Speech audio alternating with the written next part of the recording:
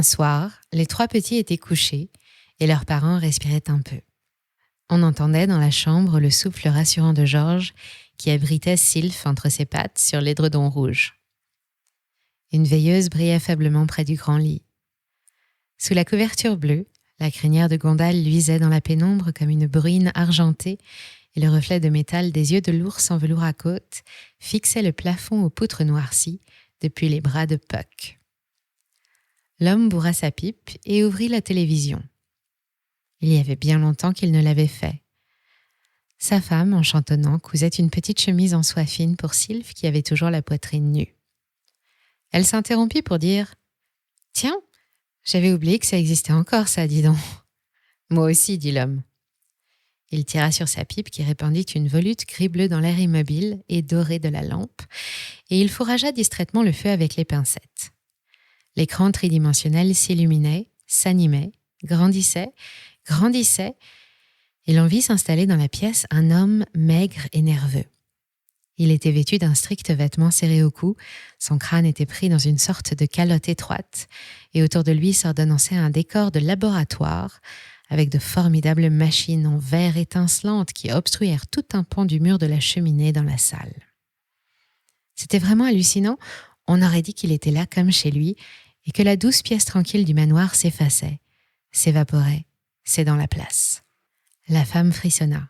« Il me semble toujours qu'ils sont vrais, dit-elle. »« Ils sont vrais ailleurs, fit son mari.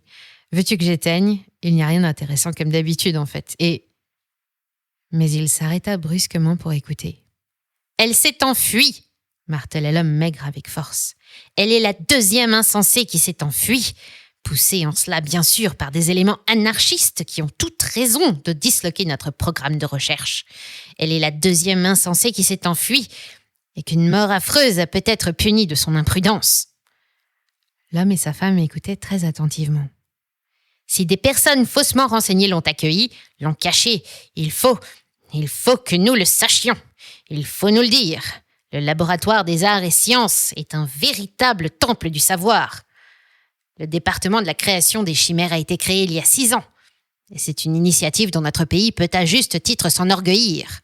C'est là qu'a été conçu et réussi le bélier à la toison d'or, puis la biche au pied des reins avec des cornes d'or. Nous en sommes fiers. Depuis, un programme beaucoup plus ambitieux a été mis au point. On veut le saboter, il faut nous aider.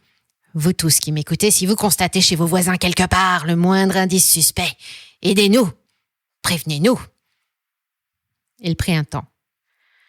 L'homme et la femme ne pouvaient détourner les yeux de cette image puissante et terrible.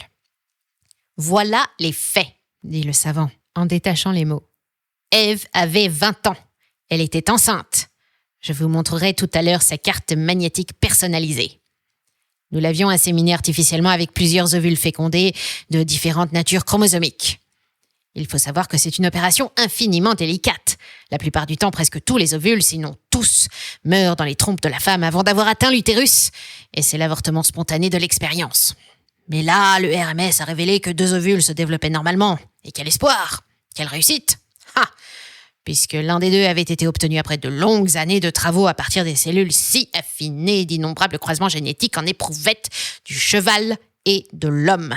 Et que l'autre, plus étonnant encore, vivait à partir des combinaisons incroyablement compliquées qui pouvaient enfin permettre d'espérer revoir le sphinx, cette chimère de la mythologie grecque. Cette fois, la femme avait laissé tomber sur ses genoux la petite chemise de soie. Elle était blanche jusqu'aux lèvres. Hélas! Ève, comme sa sœur Maya, qui portait 2 ans auparavant le premier faune de notre laboratoire, s'est enfuie quelques jours avant son accouchement. On sait maintenant que Maya lui avait fait parvenir un message dans de mystérieuses conditions, mais ce message n'a pas été retrouvé. Il le sera. Tout est en œuvre pour cela. 2 nouveaux personnages se trouvèrent soudain dans la salle à côté du premier. Une terrifiante menace semblait émaner d'eux. « Et où pensez-vous qu'elle soit allée, monsieur le professeur ?» dit l'un. « Nous l'ignorons encore. Nous avons lancé des appels sans résultat, mené des enquêtes qui jusqu'ici n'ont pas encore abouti. Mais aujourd'hui, nous lançons une vaste campagne pour mobiliser le pays tout entier, le monde tout entier. Ève a dû accoucher il y a quelques mois. Il paraît insensé, avec les moyens d'investigation du gouvernement et des laboratoires, qu'elle puisse se cacher parmi la population avec ses enfants. Toutefois, Ce n'est pas exclu. Nous exigeons que ces enfants nous soient rendus où qu'ils se trouvent. Ils nous appartiennent. La mère n'était durant sa gestation que le réceptacle humain nécessaire à la croissance intra-utérine des chimères que j'ai moi-même mis au point avec mes collaborateurs. La mère n'était qu'un sujet choisi pour ses qualités génétiques exceptionnelles, c'est-à-dire qu'une fois né, c'était un jeune homme à la figure passionnée qui s'attachait de toute son attention aux paroles du savant. Il devait être un speaker. Une fois nés, ces chimères sont à nous. Nous sommes libres d'en faire, bien entendu, les sujets d'expérience scientifique qui nous apparaissent indispensables au développement des connaissances pour la gloire de notre civilisation, pour le bond en avant de nos techniques. Déjà, donc, dit le jeune homme, vous aviez perdu le petit faune et sa mère. Oui, quelques jours, elle aussi, avant son accouchement. Nous avions alors pensé à un enlèvement commis par des agents ennemis, mais aucun rapt n'a été revendiqué, aucune demande de rançon n'a été faite, et rien n'a filtré. À l'époque, nous avions tenu cet incident assez secret. Nous avons d'ailleurs mis au monde plusieurs petits faunes semblables à celui qui a disparu chez d'autres mères, simultanément, mais ils n'ont pas vécu. Aujourd'hui, sans doute, un autre centaure va naître bientôt. Mais la disparition d'Ève reste une perte incalculable. Nous alertons le monde entier. Ève doit être découverte. Ève doit être retrouvée, ramenée avec les précieuses chimères qui sont nées aujourd'hui, nous le savons, et qui nous appartiennent. Elle est la seule chez qui l'expérience avait réussi. L'homme et la femme semblaient deux statues de pierre. Le speaker toussa et dit « Monsieur le doyen des académies scientifiques, ne pensez-vous pas que Maya puis Ève auraient pu franchir la ceinture ?» Dans la maison, loin de tout, la femme avança la main et prit celle de son mari qui l'étreignit d'une pression des doigts. « Si elles ont franchi la ceinture, elles sont mortes aujourd'hui !» dit froidement le second savant qui était vieux, haut et droit.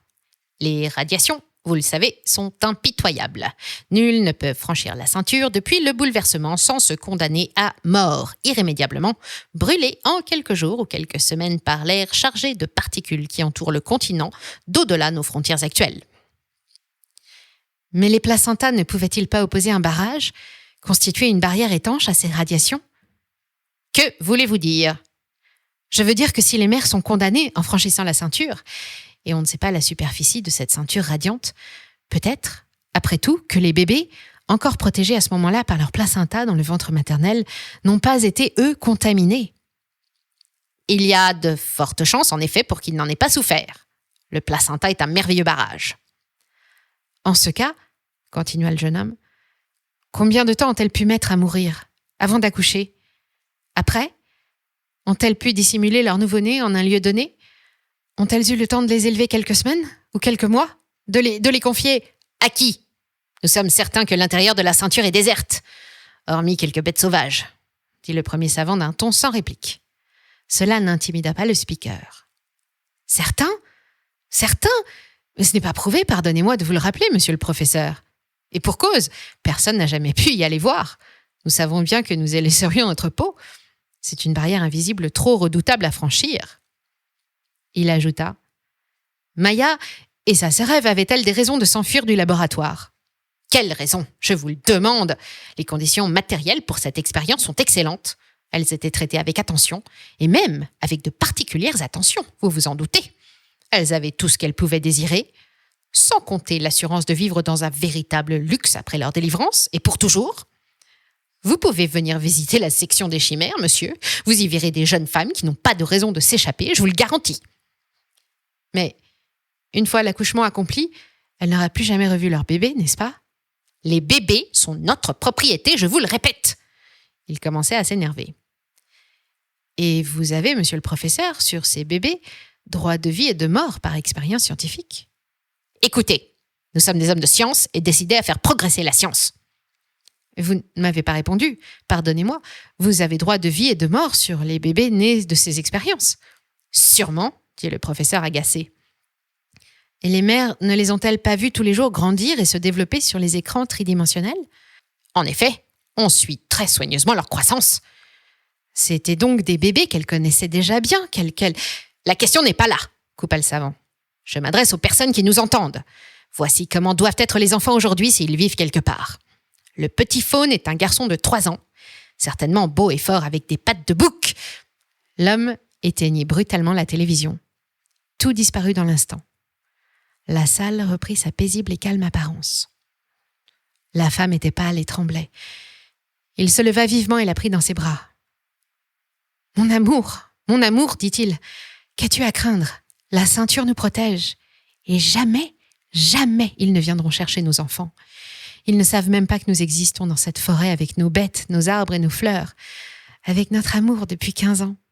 Nous sommes abrités de la folie des hommes par leur folie même, comme d'un cercle enchanté.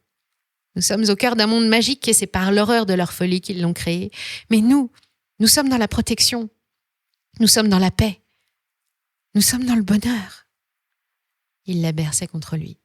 « Et nos enfants eux-mêmes, c'est de leur folie que nous avons la joie de les voir. Songe un peu. » « Leur pauvre mère, » dit la femme tout bas. « Ève était celle de Gondal et de Sylphe. »« Oui, je l'ai enterrée sous le chêne tordu, la pauvre petite. Celui qui est si grand et si vieux et qui a été fendu l'an dernier par la foudre. Et l'autre, sa sœur, elle s'appelait Maya, la mère de notre petit Puck. Nos enfants sont cousins entre eux par leur mère, ainsi. Maya... Ah, elle a dû être, dit l'homme. Il s'arrêta sombrement. Je n'ai jamais retrouvé son corps. Les bêtes sauvages, elles, sûrement l'ont trouvé. La forêt est si vaste. Personne ne pourra jamais venir, n'est-ce pas? Personne. Elles en sont mortes. Elles ont préféré sacrifier leur vie pour que leurs petits ne soient pas des cobayes dans leur terrifiant laboratoire de là-bas. Si quelque part, une parcelle de leur âme survit dans ces branches qui nous entourent, elle doit être en paix. Dis-toi cela, mon amour. » Il la berçait toujours contre lui. Elle se calmait peu à peu. « Ils nous doivent bien ça, » dit la femme. « Ils m'ont tué mon bébé dès qu'ils ont su que nous l'attendions. » Elle eut un dur sanglot qui lui déchira la gorge. « Ils m'ont rendu stérile. Il ne fallait pas d'enfants dans ces années-là. Leur planning, tu te souviens ?» Il se souvenait. « Mon bébé, nous l'attendions par amour. Et maintenant, ils prennent de pauvres petites filles de 20 ans. Ils leur implantent des bébés monstres dans le ventre pour voir, pour jouer. On dit toujours la science quand c'est pour jouer. Tu as vu leur joujou ?» Elle jeta un regard incertain vers la cheminée, là où se dressait l'instant d'avant une étincelante muraille de cornues en verre miroitante. Mais l'âtre rougeoyait avec une forte et douce odeur de fumée délicieuse dans l'ombre. Quand on a vu tous les jours un petit être se former et grandir sur ces écrans si fidèles, on les connaît, on les chérit bien avant leur naissance. Elle les aimait, elles se sont sauvées pour cela. Je crois que je sais au moins où l'une d'elles s'était réfugiée, dit l'homme en hésitant. Il n'avait jamais parlé de cela jusqu'ici. L'autre aussi peut-être avant elle. Une grotte. J'ai trouvé des pierres assemblées en cercle où l'on avait fait du feu. J'ai trouvé aussi une grande quantité de ces herbes tressées dans lesquelles étaient enveloppés les enfants. Ces herbes font un tissu protecteur quand elles sont sèches. Et puis, tu ne croirais jamais, un petit miroir. Si, je crois. Si nous avions su cela, nous aurions pu les aider. Même si cela n'aurait rien changé à leur sort à elles.